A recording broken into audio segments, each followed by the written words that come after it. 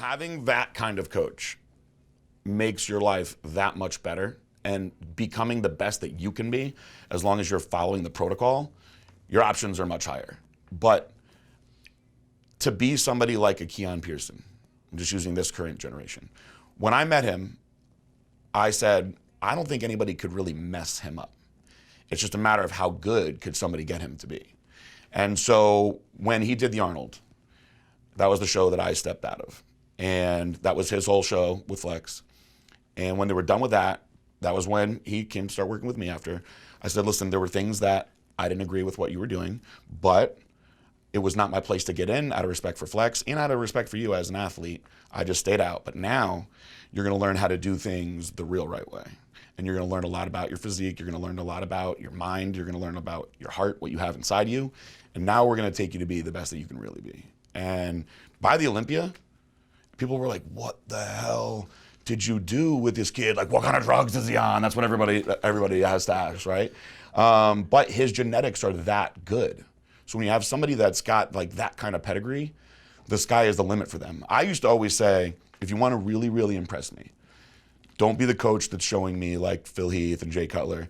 Show me the guy that looked like he had no chance in the world at all. And let me see him as a pro eventually. That's the kind of stuff that I get impressed with more. But again, there's other variables involved, like how hard was this guy working with his genetics? So it's a tough one to answer, but I will say, I think that genetics are the biggest factor by far in bodybuilding.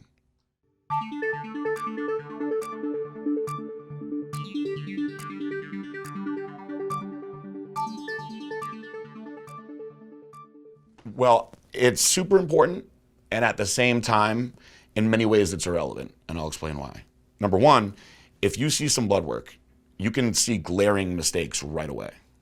And you can say, let's say you take somebody's blood work, a male for instance, and the testosterone is really low, and the estrogen is very high, and the DHT is high, and you see all these things that need to get fixed. You can actually tell them, okay, these are the things that you need to do to fix that right away, and then your physique will improve, you'll feel better just from that. You can look at things like liver enzymes, kidney function. You can even measure food allergies these days. You can get really, really in depth with it. And then you can customize somebody's chemistry and protocol from there, and it makes a big difference from the health side of it.